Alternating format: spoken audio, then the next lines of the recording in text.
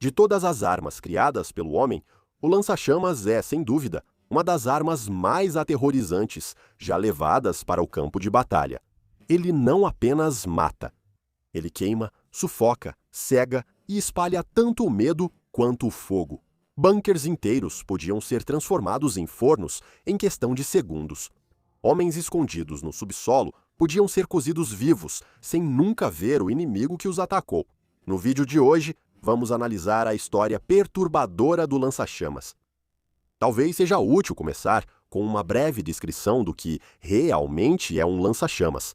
Simplificando, é uma arma que dispara jatos de fogo. Isso geralmente é feito disparando um combustível líquido em chamas, que costuma ser misturado com algum tipo de agente espessante para que o combustível grude nas vítimas.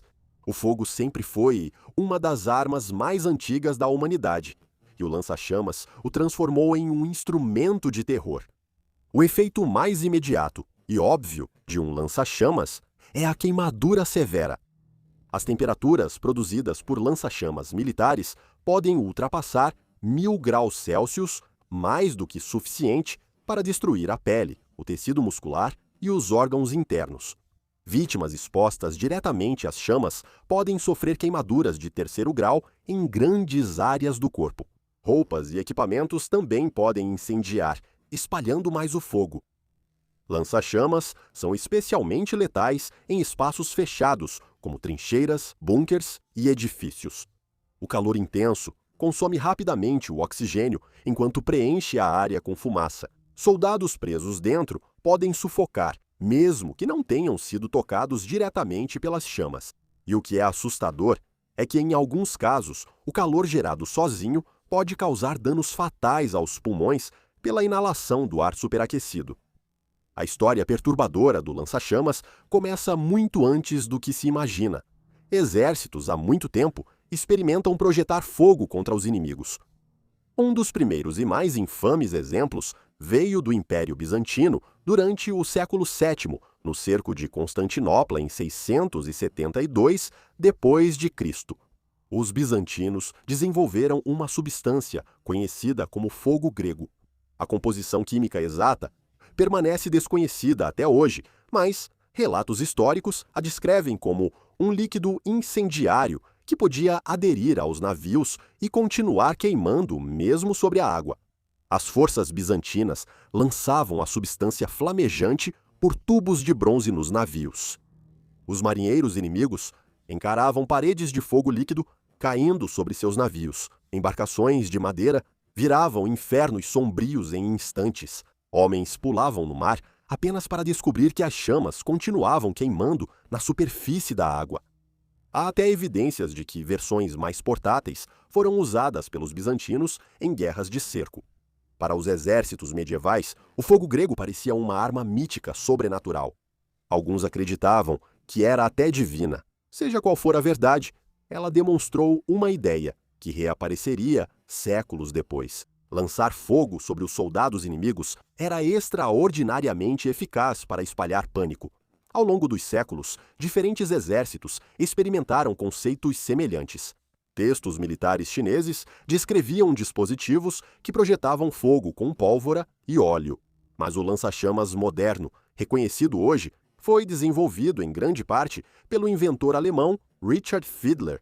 No início dos anos 1900, ele criou um dispositivo portátil que usava gás pressurizado para lançar jatos de combustível em chamas. Bernhard Redemann, chefe dos bombeiros, também percebeu o potencial militar do lança-chamas e ajudou o exército alemão a criar táticas e unidades especializadas para usá-lo em combate. Foi o projeto de Fiedler, conhecido como Flammenwerfer M16, que acabou sendo adotado pelos militares alemães, que imediatamente reconheceram o potencial da arma. Não era apenas uma ferramenta para matar soldados, era também uma arma psicológica. Após a guerra de trincheiras da Primeira Guerra Mundial, a frente ocidental virou um pesadelo de lama, arame farpado e espera pelo fim. Ataques tradicionais de infantaria geralmente fracassavam de forma catastrófica. Os exércitos precisavam de armas capazes de limpar bunkers e trincheiras a curta distância.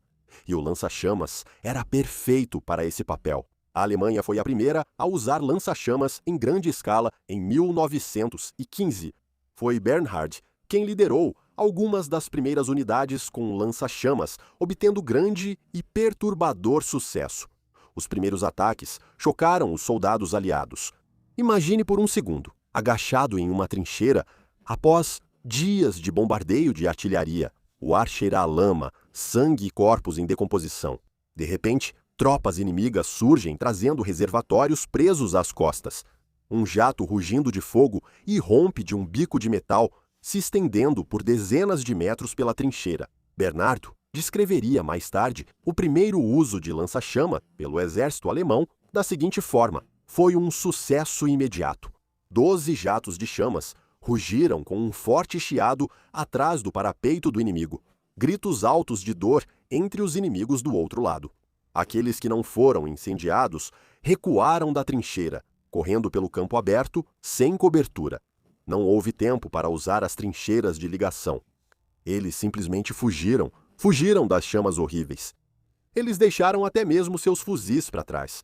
Também não se importaram com o fogo das metralhadoras da nossa infantaria enquanto corriam pelo campo aberto.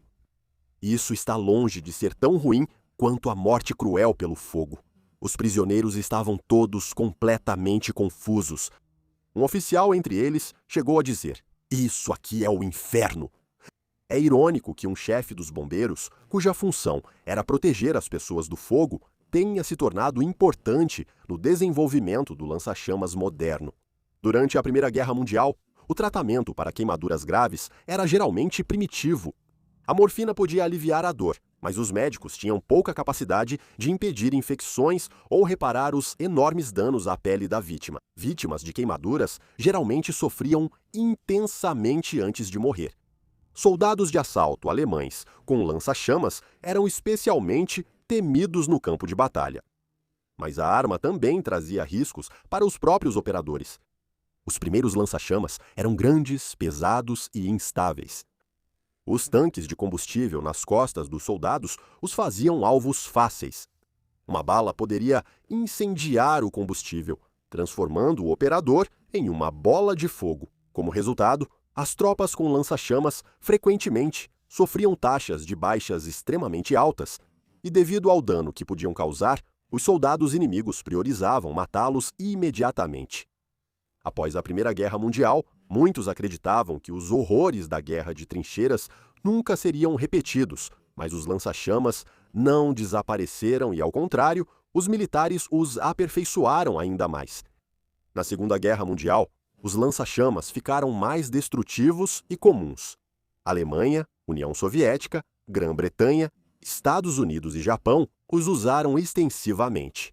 O Teatro do Pacífico ficou especialmente notório pela guerra com lança-chamas.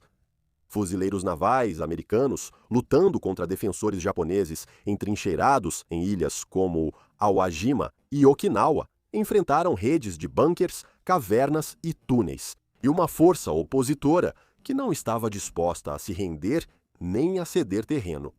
Armas convencionais nem sempre eliminavam os defensores, tornando os lança-chamas ferramentas muito eficazes para limpar essas posições.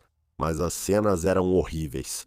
Os fuzileiros navais se aproximavam das entradas de cavernas ou bunkers sob fogo inimigo e então lançavam jatos de combustível em chamas nos espaços confinados. As temperaturas nos bunkers disparavam instantaneamente. O oxigênio desaparecia, consumido pelo inferno. Qualquer pessoa presa lá dentro enfrentava queimaduras, sufocamento ou ambos. Lança-chamas montados em tanques ampliaram ainda mais a destruição. Veículos como o Churchill Crocodile carregavam enormes reservas de combustível capazes de lançar fogo a grandes distâncias. Defesas inteiras podiam sumir sob ondas de combustível em chamas. No combate urbano, lança-chamas limpavam edifícios e fortificações. Durante batalhas em lugares como Stalingrado e Berlim, soldados às vezes lançavam chamas pelas janelas e nos porões. Civis presos nas proximidades frequentemente morriam junto com os combatentes. O lança-chamas também foi usado pelos nazistas durante a Revolta de Varsóvia. Brandcomandos, engenheiros de combate alemães, armados com lança-chamas, devastaram grande parte da cidade, destruindo prédios, bibliotecas e muito do que restava da cultura da cidade. Nas guerras da Coreia e do Vietnã, forças americanas usaram lança-chamas para limpar bunkers e túneis. O Vietnã, em particular, ficou associado à guerra baseada em fogo. Imagens de vilarejos queimando sob ataques de napalm chocaram o mundo. Apesar de diferentes dos lança-chamas portáteis, as bombas de napalm também espalhavam combustível em chamas por áreas extensas, seguindo princípios semelhantes. No Vietnã, os sistemas de túneis usados pelos combatentes vietcongues criaram condições em que os lança-chamas voltaram a ser perturbadoramente úteis. O combate subterrâneo assustava soldados de ambos os lados. A escuridão e os espaços confinados, misturados com armadilhas escondidas, tornavam a guerra nos túneis psicologicamente esmagadora, e os lança-chamas ofereciam uma solução brutal. Mas a crescente cobertura da mídia mudou a percepção do público. Nas décadas de 1960 e 1970, a televisão trouxe imagens gráficas da guerra diretamente para as casas dos civis. Imagens de crianças queimadas, vilarejos incendiados e civis fugindo das chamas causaram indignação em todo o mundo. E assim, as armas baseadas em fogo passaram a ser cada vez mais símbolos de crueldade indiscriminada. Logo surgiram questionamentos sobre a legalidade e a moralidade dos lança-chamas. O direito internacional há muito tentava regulamentar armas particularmente cruéis.